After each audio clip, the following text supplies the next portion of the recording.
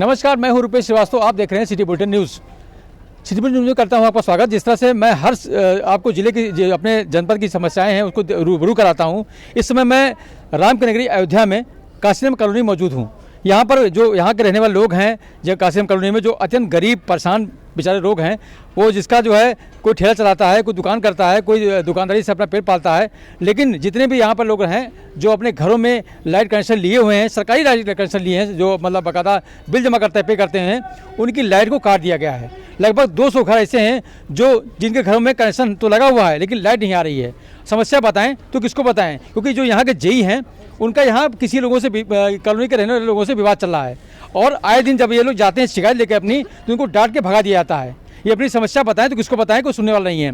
और जिस तरह से योगी सरकार बड़े बड़े दावे तो करती है, लेकिन दावे अयोध्या में नाकाफी दिखाई पड़ रहे हैं, बिल्कुल हवावी दिखाई पड़ रहे हैं। आपको कुछ लोगों से बात कराऊंगा। जिस तरह से लोगों का कहना है कि मेरे ख्याल लाइट नहीं आ रही है, मैं समस्या से जूझ रहा हूँ।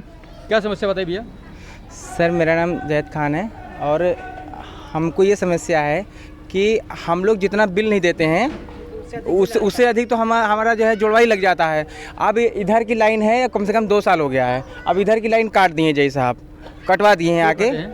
पर्सनली कोई झगड़ा रहा होगा ये आपसी में। अब भाई पब्लिक है तो कुछ ना कुछ तो बात कहानी होगा ही। अब एक लोग के झगड़े से अनेक लोग को असुविधा नहीं होनी चाहिए। अब यहाँ पे लाइट काट दी है, अब हम लोग को कनेक्शन इधर कैसे कर दिए हैं। जहाँ 8 मीटर केबिल लगनी थी वहाँ हम लोग को 16 मीटर केबिल व्यवस्था करनी पड़ रही है। अब वहाँ कोई कटिया मार रहा है। अब जो कनेक्शन जोड़ने आते हैं वो देख भी रहे हैं कि कटिया लगा हुआ है, तो उनका फर्ज ये बनता है कि जो कटिया लगा हुआ है उनके मुकदमा किया जाए। और यदि अगर मुकदमा नहीं करते हैं तो उनको डरवाने के लिए, मान लो गरीब असर के लोग हैं तो उनको केबल तो नोट लेनी चाहिए। अब अब हम लोग जब कहते हैं जैसे फ़ोन करते हैं, अब सुबह हम फ़ोन किए थे उनके पास, जय साहब के नाइट में फ़ोन किए थे 12 बजे रात, कोई कटिया मारा, अब लाइट चली गई। अब हम लोग जब तक हम लोग गए वहाँ पे, जब तक कोई था ही नहीं। अब बताओ हम लोग कितने घर लोग हैं जो परेशान हैं?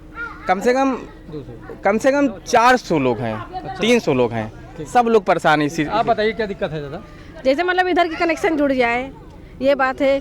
जैसे समस्या है उधर से लगा तो हमेशा सब हिला ही देते हैं, कटिए वाले सब। लाइट नहीं आती है? नहीं, लाइट नहीं, अभी कल से लाइट नहीं है। पैसा इतना नहीं फालतू है। समस्या कब से है आप लोग की? ये समस्या आज 1 महीने से है। 1 महीने? समस्या हमारे यही है कि जब आते हैं सर, जब अगर कोई कटिया लगाता है तो हम लोग जब तार टूट जाता है तो अगर कोई जाते हैं वहाँ पर जुड़वाता हूँ, कोई आता है तो 100 रुपया दो, तो फिर 100 रुपया उनको दे करके मैं जुड़वाता हूँ। बताइए, हम गरीब आदमी, हम कहाँ से मजदूरी करने वाला आदमी। हमें दिक्कत है सर 21 नंबर ब्लॉक से लेके 30 नंबर ब्लॉक तक पूरी लाइन फॉल्ट कर दी है। जय साहब अपने पर्सनल झगड़े को जो है जनता के ऊपर थोप रहे हैं सर। और सर जो है ये समझिए कि हमारा 70 रुपया 80 रुपया बिल आता है और मेरे माता जी के नाम से कनेक्शन है, शिवमूर्ति देवी के नाम से। और सर जो है महीने में 5 बार 6 बार ये कटिया वाले कटिया लगा कर के जो है क्या करते हैं कि लाइन को फॉल्ट कर देते हैं। और सीढ़ी वाले आते हैं 100 रुपया पर डे जुड़वाई लेते हैं। तो सर हमको शिकायत आपने किया नहीं? जी हमने कई बार किया, तो कहते हैं कि आपसी झगड़ा मोल ना ले, यही साहब कहते हैं सर। आप बताइए समस्या क्या है? मैं मन्नू दास नाम है मेरा, लेकिन अगले 26 नवंबर को हमने जमा करके आया है बिजली का बिल 2 महीने का, और अब की 15 दिन हुआ 10,000 बिजली बिल आ गया। बताइए कैसे आ गया?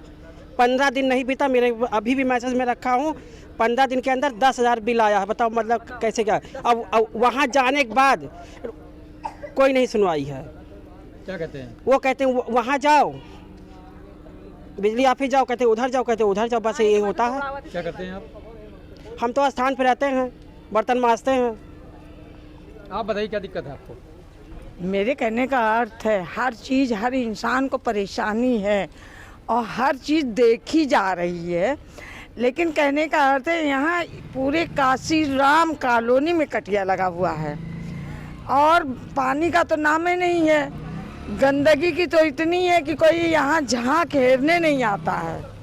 चाहे मायावती के यहाँ के हो, चाहे मुलायम सिंह के यहाँ के हो, चाहे भाजपा के यहाँ के हो, कोई नहीं आएगा, कोई नहीं आएगा।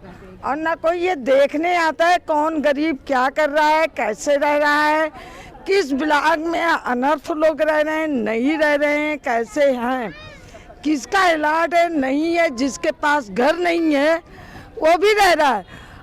यानी काशीराम कॉलोनी के निवासियों की दर्द को आपने सुना।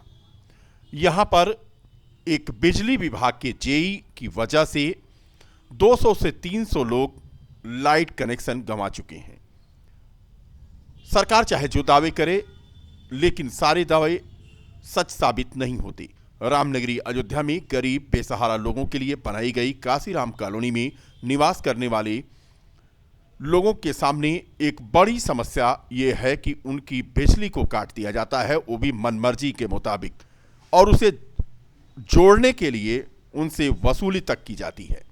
काशीराम कॉलोनी में लोगों ने विद्युत कनेक्शन तो ले लिया, लेकिन आए दिन बिजली विभाग के जेई के द्वारा कॉलोनी में रहने वाले कुछ लोगों के विवाद के चक्कर में लगभग 200 से 300 लोगों की लाइट काटी जा चुकी है। जब इस समस्या को लेकर के वो बिजली विभाग जाते हैं तो उन्हें बैरंग लौटा दिया जाता है, बल्कि लोगों का कहना है कि उन्हें डांट फटकार कर भगा दिया जाता है। बिजली विभाग के जेई से कॉलोनी के लोगों से चल रहा विवाद आज बड़ी समस्या यहां बना है, जिसकी वजह से तमाम लोग परेशान हैं।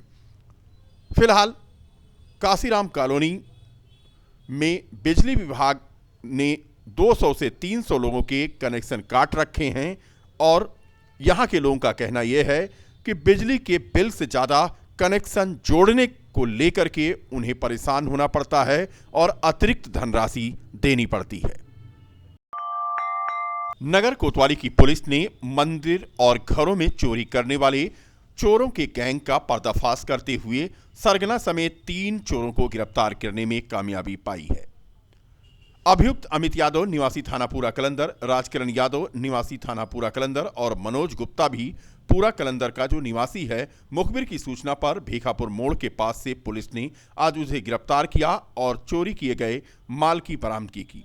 पकड़े गए अभियुक्तों के द्वारा आसपास के थाना क्षेत्रों में चोरी करने की बात कबूल की गई।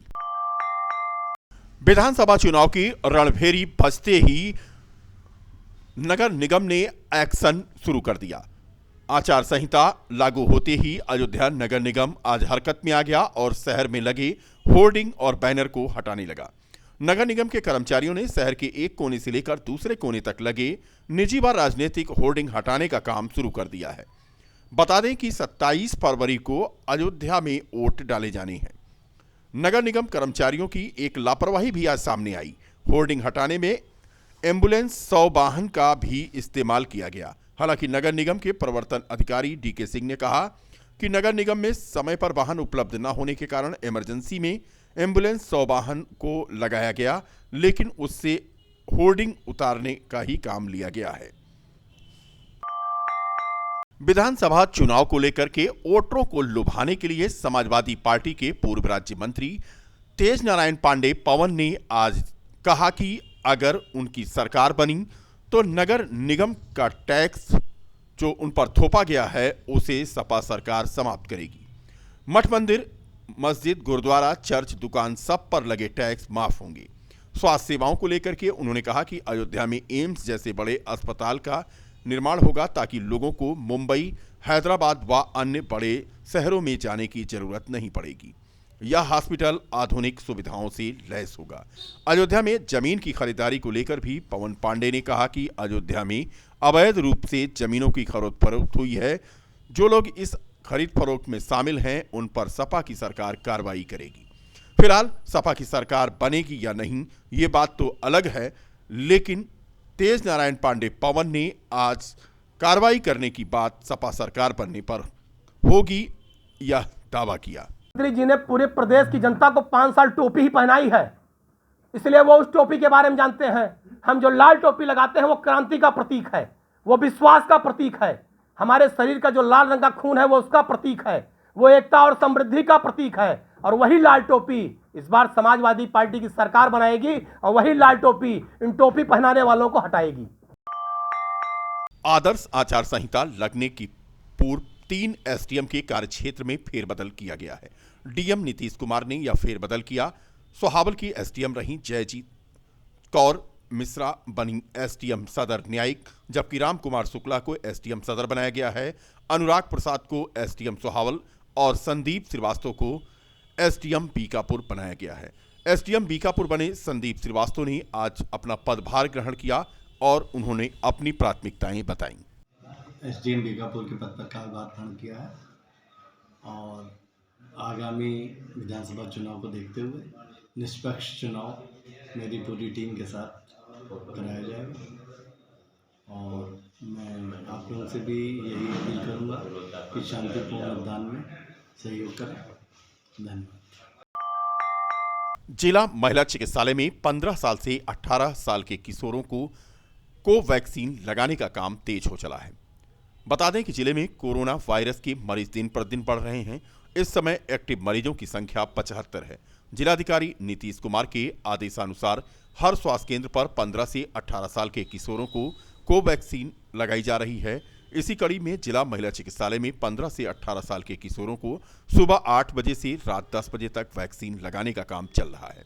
जिला चिकित्सालय की स्वास्थ्य पर्यवेक्षक सुमन श्रीवास्तव ने अयोध्या वासियों से अपील किया है कि परिजन अपने बच्चों को टीकाकरण अवश्य कराएं। ये अयोध्या महिला चिकित्सालय अयोध्या से 15 से 18 वर्ष के बच्चों को टीका लगाया जा रहा है हमारे यहाँ, और मॉर्निंग में सुबह 8 बजे से रात्रि 10 बजे तक। और मैं अयोध्या वासियों से यही कहती हूँ कि सारे गार्जियन अपने बच्चों को टीकाकरण कराएं। और योगी आदित्यनाथ को मैं बहुत बहुत धन्यवाद करती हूँ कि उन्होंने बच्चों के लिए टीका निकाला, और उनसे ये भी कहूँगी कि 12 साल से 10 साल से भी शुरू करवा दें। पंजाब में प्रधानमंत्री नरेंद्र मोदी की सुरक्षा में हुई चूक को भाजपा नेताओं ने कांग्रेस का षड्यंत्र करा दिया है।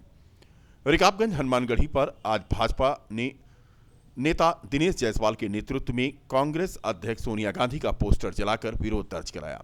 इस दौरान भाजपा नेता श्री जायसवाल ने कहा कि कांग्रेस पार्टी आतंकियों की पार्टी बन गई है और कांग्रेस शासित राज्य पंजाब में प्रधानमंत्री की फ्लीट के साथ जो हुआ वो प्रमाणित करता है कि कांग्रेस पीएम मोदी की हत्या कराना चाहती है। भाजपा नेताओं ने कांग्रेस अध्यक्ष के पोस्टर पर असली मौत के सौदागर स्लोगन लिख करके उसे जलाया।